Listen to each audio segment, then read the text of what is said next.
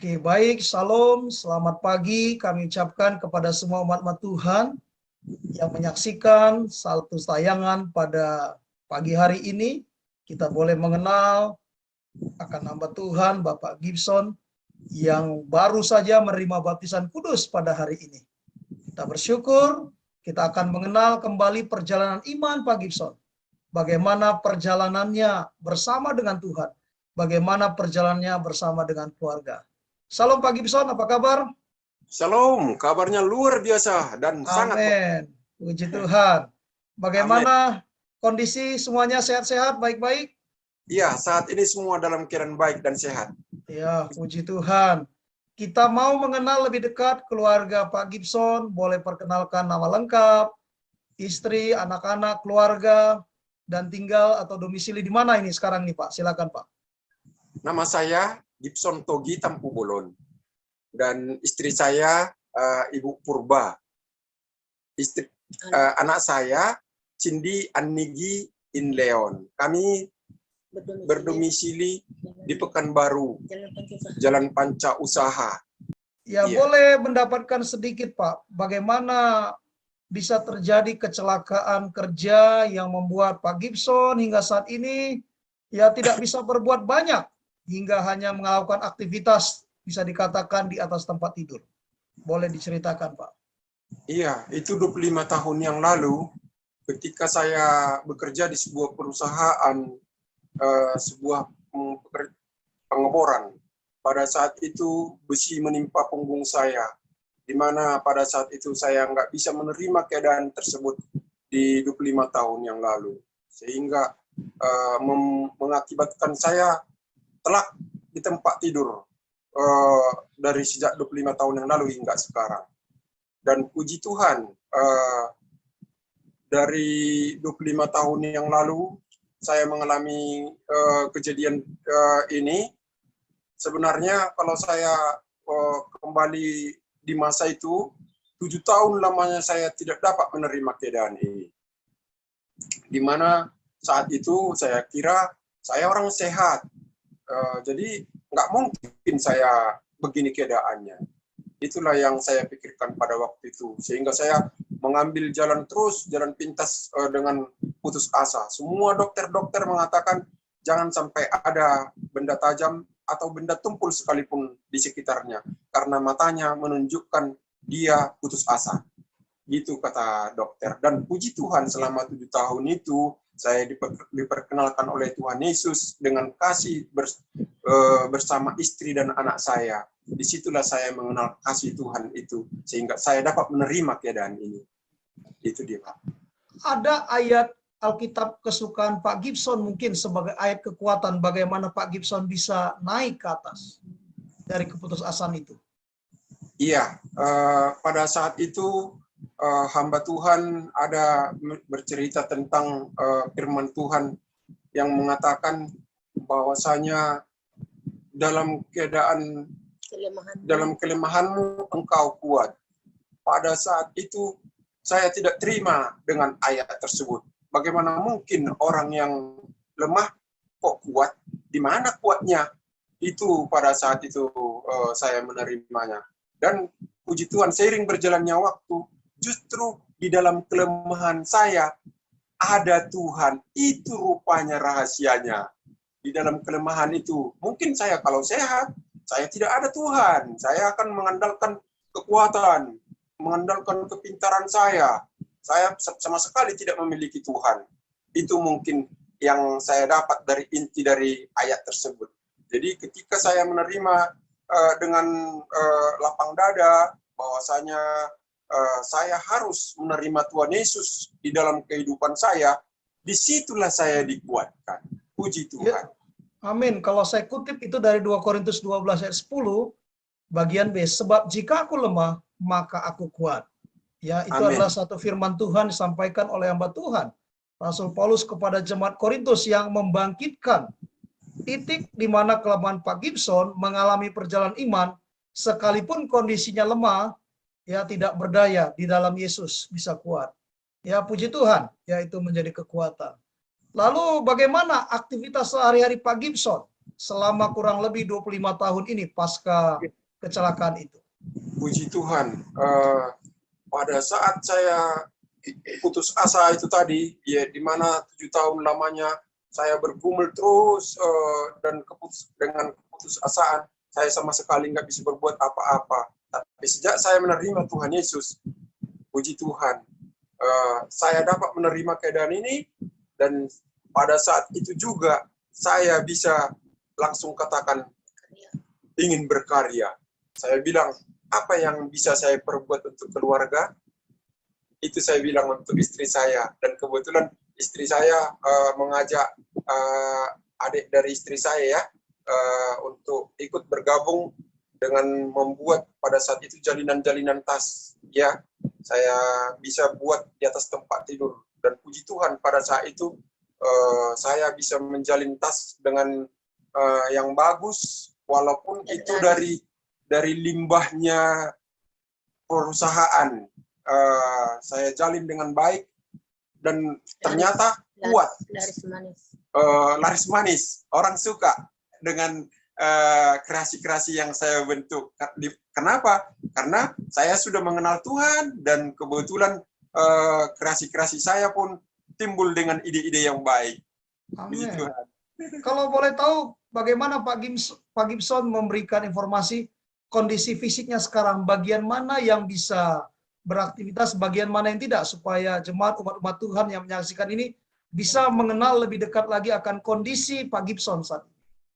Oh iya, sebenarnya keadaan saya di tempat tidur nggak bisa bergerak sama sekali dengan kedua kaki, di mana mulai dari pusar atau pusat saya sampai ke bawah tidak dapat saya rasakan, sehingga hanya kedua tangan saya yang bisa bekerja dan pikiran yang cerdas diberikan oleh Tuhan. Itulah yang membuat saya semakin bersemangat. Oh, berarti saat ini kondisi Pak Gibson sedang duduk ini ya, itu juga harus berpegang ya, supaya bisa stabil. Memegang ini apa ini? Terali jendela. Jendela. Iya, ya, jadi untuk keseimbangan duduk pun sangat sulit ya. Jadi memang benar-benar bisa dikatakan 99% aktivitas di atas tempat tidur ya. Iya, dan dalam keadaan tidur. Iya, dalam keadaan baik, tidur. Memang kalau kita lihat tadi dalam firman Tuhan 2 Korintus 12 ayat 10 tadi memang dalam kondisi lemah secara fisik. Tapi kita lihat bagaimana wajah Pak Gibson, bagaimana semangatnya bahwa di dalam Kristus dia kuat. Ya. Iya. Oke.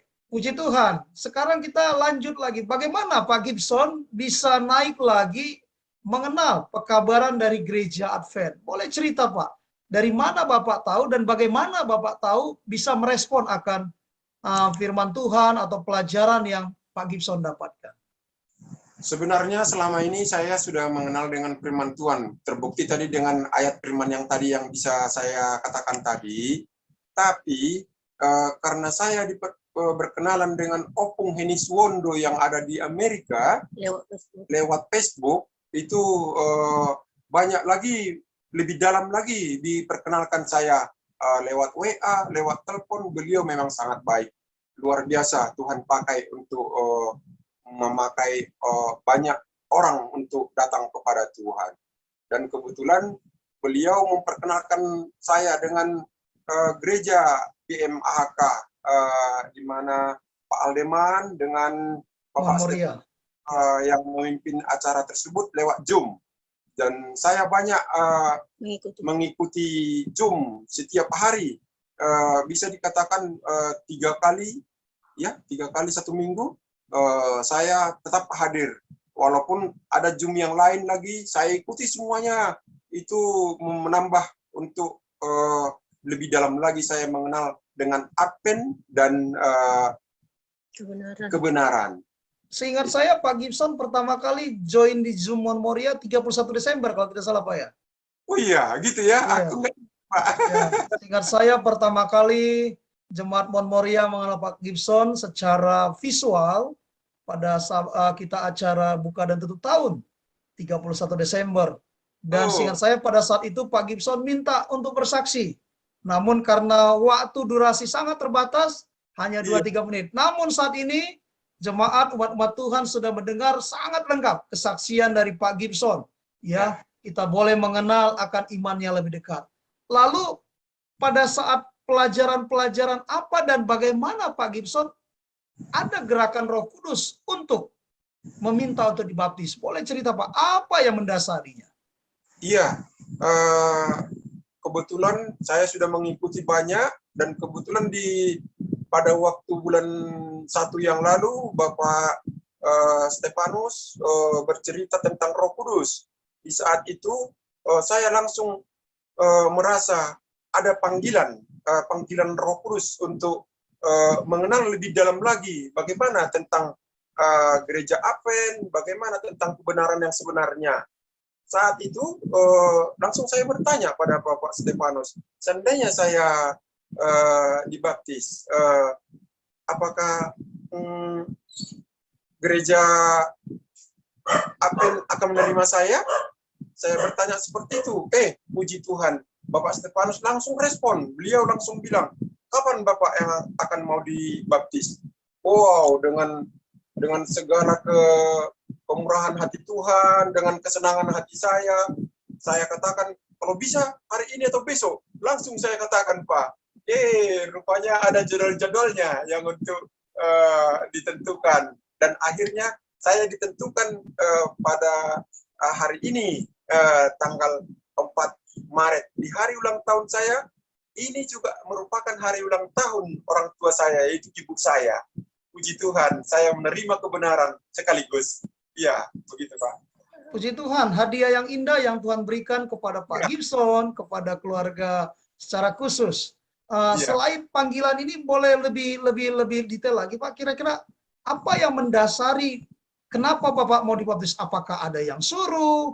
Apakah ada yang minta? Apa yang dasarnya begitu lihat pelajaran ini? Kenapa ada dorongan itu? Apa kira-kira Pak? Oh, begini, sebenarnya ceritanya merupakan sebuah perjalanan yang cukup panjang sebenarnya. Iya, mungkin Roh Kudus yang berbicara kepada saya langsung dengan lewat pelajaran itu. Lewat Opung Heni Sondo pada saat itu. Beliau bukan suruh saya untuk masuk ke Advent, tidak. Beliau tidak pernah. Beliau hanya mengajarkan kebenaran. Jadi pada saat itu beliau mengatakan, saya sangat senang karena beliau panggil nama saya Gibson.